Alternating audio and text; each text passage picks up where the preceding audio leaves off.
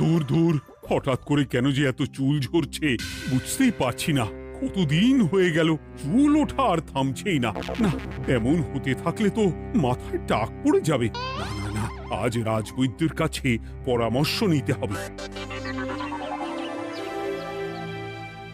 কি ব্যাপার মহারাজ, আজ আপনাকে এমন চিন্তিত দেখাচ্ছে কেন? জীবনে বড় দুঃখ গোপাল, মন মেজাজ একদম ভালো নেই। সে কি কি হয়েছে মহারাজ? গোপাল থাকতে দুঃখ কিসের? আর বলো না, মাথার চুলগুলো আজকাল ঝড়ে পড়া পাতার মতো পটপট করে ঝরে যাচ্ছে। আমি তো জানি কেন এমন হচ্ছে, কিন্তু এখনই মুখ খুললে চলবে না। আর একটু বেশি বিপদ বাড়লে তখন মাঠে নামবো। তাই বলুন। এ তো খুব ছোট ব্যাপার। চুল ঝরলে টাক পড়বে, আর সেটা পড়া কত ভালো জানেন? কথায় আছে, যত বড় টাক তত বেশি টাকা। তুমি চুপ করো তো বাপু। যদি টাক থাকলেই টাকা হতো, তাহলে তোমার টাকা কোথায়? যেটা বোঝো না সেটা নিয়ে কথা বলো না। তাই না তাই, মহারাজের ঝরছে চুল, চিন্তার ভাঁজ মাথায়। গোপাল যতই চেষ্টা করুক, চিড়ে ভিজবে না কথায়। তোমরা সকলে থামো তো দেখি। ও রাজবৈদ্য, তুমি এর কিছু উপায় বলো। আগে মহারাজ, অনেক সময় দেহে ওই লৌহের পরিমাণ কমে গেলে এমন চুল ঝরে। আপনি বরং পালং শাক, ওই কিশমিশ, কলা ও আরো কিছু ফল আমি বলে দিচ্ছি, সেগুলো বেশি করে খান। আচ্ছা আচ্ছা আচ্ছা, তবে তাই করে দেখি।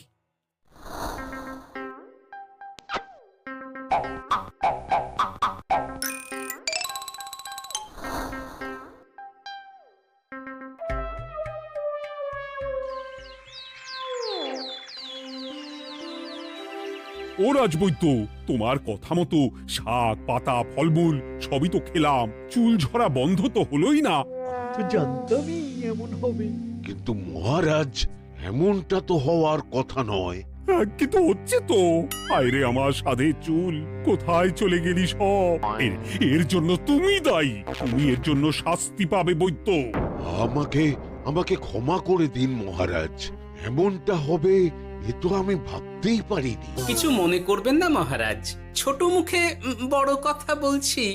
কিন্তু সত্যি এখানে রাজবৈদ্যর কোনো দোষ নেই। ওকে শাস্তি দেওয়াটা ঠিক হবে না মহারাজ। দেখেছেন মহারাজ, গোপালের সাহসটা দেখেছেন? আপনার মুখের উপর কথা বলছে। তা বলি, তুমি যখন এতই বোঝো, তাহলে নিজেই একটা আস্ত লোহা খেয়ে দেখো না, তোমার মাথায় চুল গজাচ্ছে কিনা। ঠিকই আছে, এসব মূর্খের মতো কথা কেবল আপনার থেকেই আশা করা যায় মন্ত্রী মশাই। মহারাজ, আপনি বিচক্ষণ মানুষ। আমার শুধু অনুরোধ, আরেকবার ভেবে দেখবেন।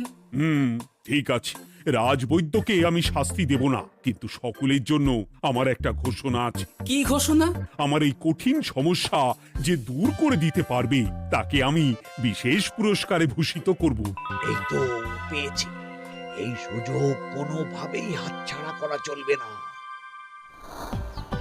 এবারের সমস্যাটা সত্যি বেশ কঠিন। কি করলে যে মহারাজের চুল পড়া বন্ধ হবে সেই উপায় মাথাতেই আসছে না। হঠাৎ করে কেন যে এমন হলো কে জানে।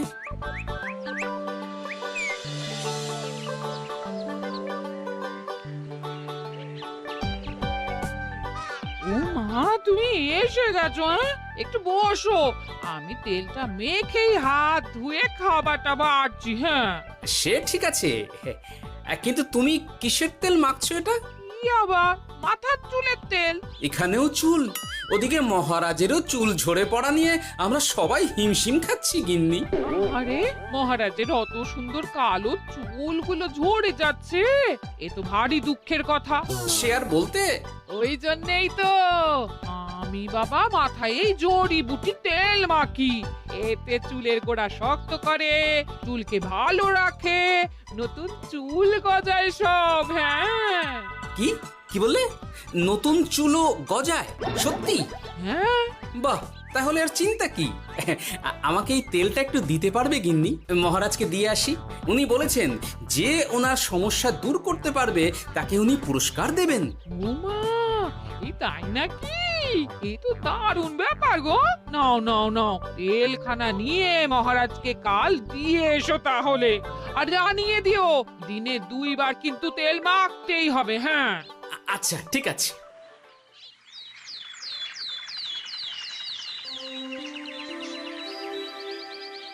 কোনো উপায় খুঁজে পেলে তোমরা? আগে মহারাজ, আমি আপনার জন্য নকল চুল বানিয়ে এনেছি।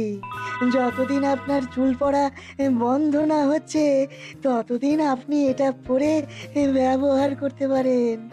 সে তো বুঝলাম, কিন্তু নকল চুল তো আর আসল চুলে জায়গা নিতে পারবে না বিজ্ঞানী। আসল চুলের কথা ভেবে আমি আপনার জন্য কেশুত্তে পাতা এনেছি মহারাজ। আচ্ছা বেশ। তা গোপাল, খুব তো আগের দিন বকবক করছিলে, তুমি কি এনেছো শুনি? সেটা যথাসময়ে দেখতে পেয়ে যাবেন মন্ত্রী মশাই। এটা জড়িবুটি তেল মহারাজ। আমি এটা আপনার জন্য এনেছি। এতে নতুন চুল গজায় আর চুলের স্বাস্থ্যও ভালো হয়।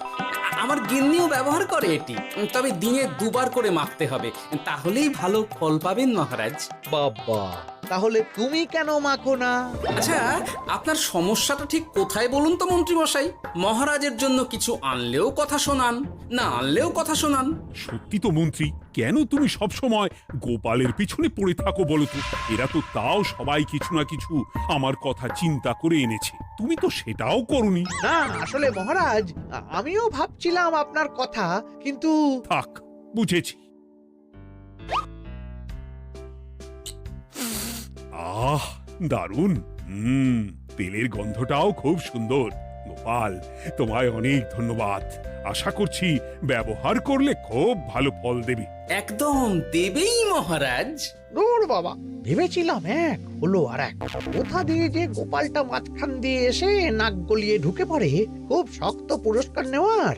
দেখাচ্ছি মজা।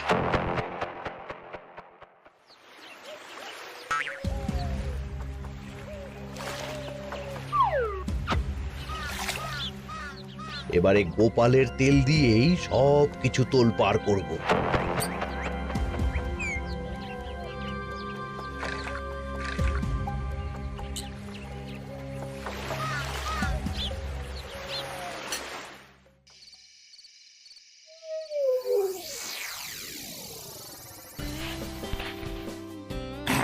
ব্যাস, হয়ে গেল 2 বার মাখা।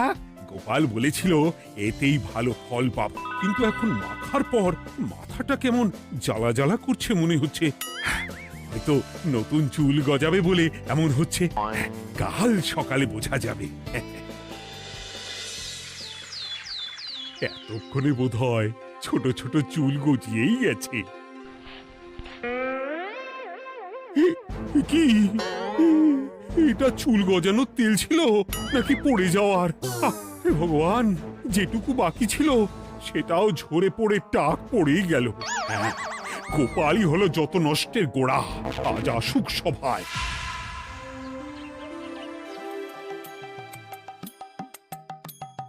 এই যে এখন এলেন উনি। ও কি মহারাজ, আপনি এমন কাপড় মাথায় জড়িয়ে বসে আছেন কেন? তুমি আর এমন প্রশ্ন জিজ্ঞাসা করো না গোপাল, তোমার দয়াতেই মহারাজের এমন অবস্থা। মানেটা আমি তোমায় দেখাচ্ছি, দাঁড়াও। এই যে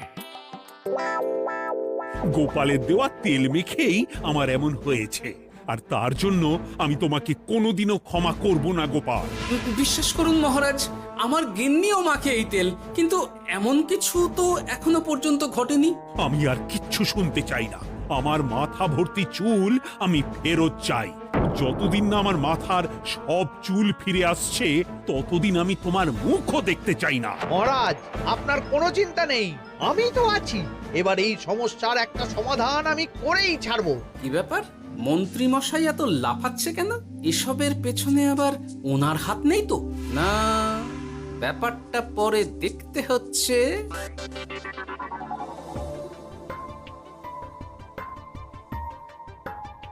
আমি বলি কি মহারাজ, এই সময়টা বরং আপনি নকল চুলটা মানে পরচুলা ব্যবহার করুন। হ্যাঁ, অগত্যা কিছু তো একটা গন্ডগোল আছেই। গিন্নিও তো রোজ মাথায় তেল মাখে, কই এমন তো হয় না। মন্ত্রী যদি কিছু করেও থাকে তাহলেও হাতে নাতে ধরবো কিভাবে? ও কি গো গোপাল দাদু, এখন এই সময় তুমি রাজসভা ছেড়ে এখানে? তোদের দাদু আর রাজসভায় যাবে না রে? কি বলছো গো? কেন?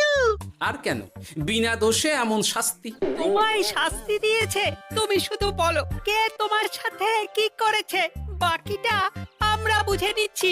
আচ্ছা বলছি, কৃষ্ণনগরের মন্ত্রী মশাইয়ের বাড়িটা কোন দিকে একটু বলতে পারবেন? কৃষ্ণনগরে নতুন নাকি? আগে তো আপনাকে কখনো দেখেছি বলে মনে পড়ছে না। হ্যাঁ, আমি এখানে থাকি না, আমি এখানে আমার কাজে এসেছি, তাই মন্ত্রী মশাইয়ের বাড়ির ঠিকানাটা যদি একটু বলে দেন। নিশ্চয়ই, এ পথ দিয়ে সোজা চলে যান, তারপর কিছুটা ডান দিকে গেলেই পেয়ে যাবেন। আচ্ছা, অনেক ধন্যবাদ। ভিন গাঁয়ের লোক মন্ত্রী মশাইয়ের বাড়িতে, ব্যাপারটা বেশ সন্দেহজনক লাগছে। এই এই গুলটে ন্যাপলা, তোরা তোরা দুজন একটু আড়াল থেকে দেখতো লোকটা মন্ত্রী মশাইয়ের বাড়িতে ঠিক কি জন্য এসেছে, তারপর আমায় খবর দিস। ঠিক আছে গোপাল দাদু। তোমার আবার এখানে আসার কি দরকার ছিল? আমি তো বলেছি যে আমি ঠিক গিয়ে তোমার পাওনা গন্ডা মিটিয়ে দেবো। মিটিয়ে দেবে? কতদিন হয়ে গেছে জানেন? দেখো, হয় আমার কীটনাশক আর সার সব ফিরিয়ে দিন, নয়তো আমার জিনিসের দাম মিটিয়ে দিন। কীটনাশক, সার আর কি করে ফেরত দেবো বলো? ও তো সব পুকুরের জলে মিশে গেছে। ওসব আমি জানি না, আমার পাওনা গন্ডা মিটিয়ে দিন, ব্যাস। চল চল, এখনই তাহলে গোপাল দাদুকে গিয়ে সব জানাই। চল চল। দাদু, ও গোপাল দাদু। তোরা এসে গেছিস? আয় আয় আয় আয় আয়। মন্ত্রী মশাইয়ের মুখ থেকে অনেক খবর পেলাম। তাই নাকি? কি শুনি?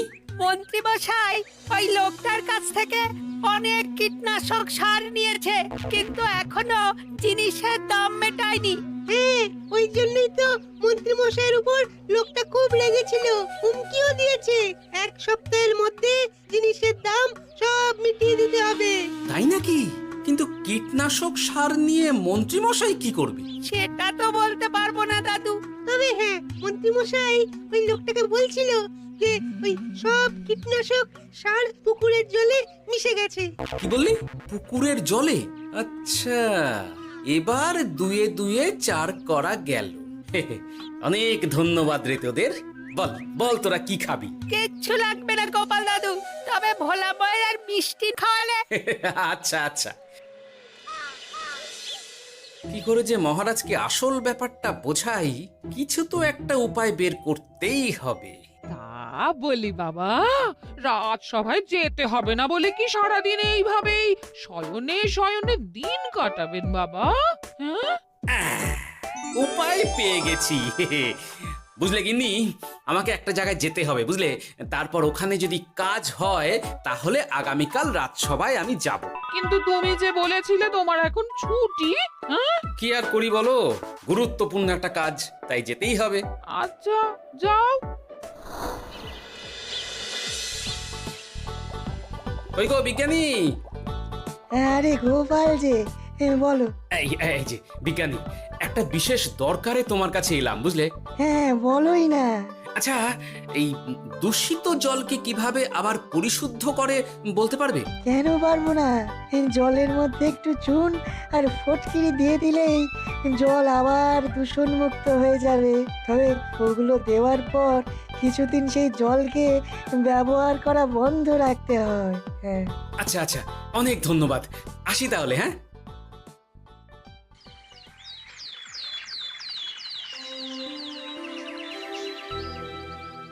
ছায়া পড়েছে, ছায়া পড়েছে। আমি বেশ বুঝতে পারছি তার ছায়া পড়েছে এখানে। কার ছায়া পড়েছে? আজকাল তোর মাথা থেকে অনেক চুল ঝরে পড়ছে, তাই না? আগে হ্যাঁ সাধু বাবা, আপনি একদম ঠিক কথা বলেছেন। ও বাবা, এই আবার কোথা থেকে উদয় হলো? আরে আমি একা গিয়ে সেই স্নানের পুকুর পরিদর্শন করতে চাই। যথা আজ্ঞা বাবা।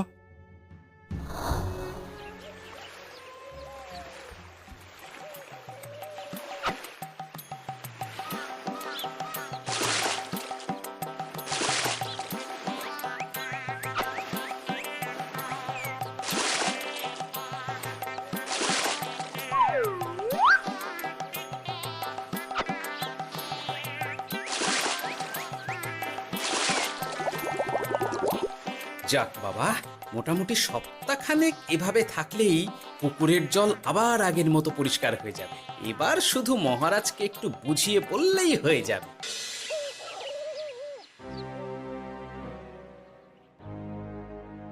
কি বুঝলেন সাধু বাবা? আমার অনুমানটাই ঠিক ছিল। পুকুরের জলে কালো ছায়া পড়েছে, কুদৃষ্টি পড়েছে, তাই এমন হচ্ছে। সে কি? কি কালো ছায়া? যত সব বাজে কথা। জল দূষণ করলাম আমি, আর দোষ পড়ছে কালো ছায়ার উপর। তাহলে এখন কি হবে? চিন্তার কোনো কারণ নেই। আমি মন্ত্রপুত ভস্য ছড়িয়ে দিয়েছি। 1 সপ্তাহ ওই পুকুরের জল স্পর্শ তো দূর, পুকুরের কাছেও যাওয়া নিষেধ। তাহলে আমার মোহরের কি হবে? যথা আজ্ঞা সাধু বাবা। ও কি, তাহলে মহারাজ এতদিন স্নান করবেন কোথায়? সে কথা কাউকে চিন্তা করতে হবে না। মহারাজের ওপরে কালো ছায়া পড়া জল পড়েছে, তাই আগে সেটা শোধন করতে হবে। আমাকে তাহলে কি করতে হবে সাধু বাবা? আমার শিষ্য গোপাল আমাকে আগেই এই বিষয় জানিয়েছিল। আমি তার হাত দিয়েই তোর স্নানের জল পাঠিয়ে দেব। তাই আগামী 1 সপ্তাহ সেই জল দিয়েই তোকে স্নান করতে হবে। কি গোপাল? দেখছো তো মন্ত্রী, গোপাল আমাকে কত ভালোবাসে। আমি ওকে কত কথা শোনালাম, কিন্তু না না না না, কাল থেকেই আমি আবার গোপালকে রাজসভায় ডেকে আনবো। আমি আসছি, আমার কাজ হয়ে গেছে। আর হ্যাঁ, তোর স্নানের পুকুরের চারিদিকে প্রহরীর বন্দোবস্ত কর। কাক পক্ষীও যেন ওখানে প্রবেশ করতে না পারে। আচ্ছা বাবা, আচ্ছা।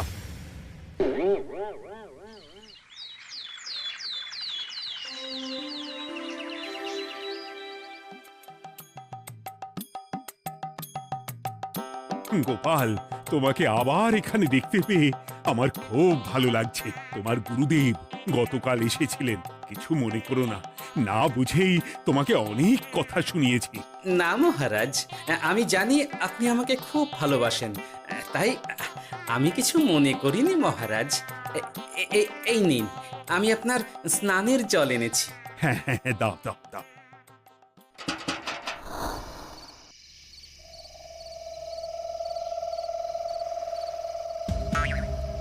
ও বাবা, পুকুরের কাছে যে গিয়ে দেখবো সে উপায় নেই। চারপাশে প্রহরীতে ভর্তি, তাহলে কি সত্যি সত্যি কালো ছায়া পড়েছে? ভালোই হলো, পাওনাদারকে বলে দেবো কীটনাশকটা জালি ছিল। হি হি।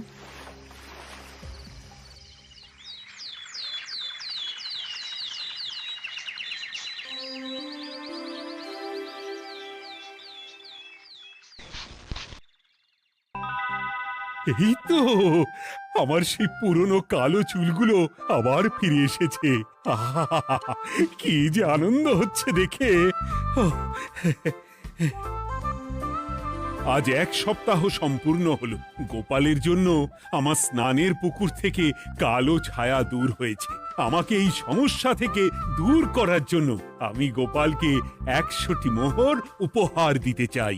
ধন্যবাদ মহারাজ। দূর, আমার আর ভালো লাগে না। সব সময় গোপালই মোহর পায়, এটা তো আমার পাওয়ার কথা ছিল। এদিকে আজকে পাওনাদারও আসবে।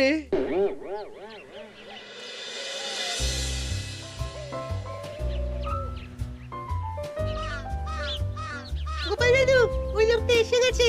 আচ্ছা, আসছি। এটা তো মন্ত্রীর বাড়ির দিকে রাস্তা। আমরা তাহলে ওদিকে এদিকে কেন যাচ্ছি গোপাল? আপনার পুকুরের আসল রহস্যটা কি সেটা আপনি জানবেন না মহারাজ? মানে নিজের চোখেই দেখুন, তাহলে বুঝতে পারবেন। আর একটু সময় দাও আমায় ভাই, এমনিতেও তোমার কীটনাশক কোনো কাজের নয়। কি এখন এসব কথা?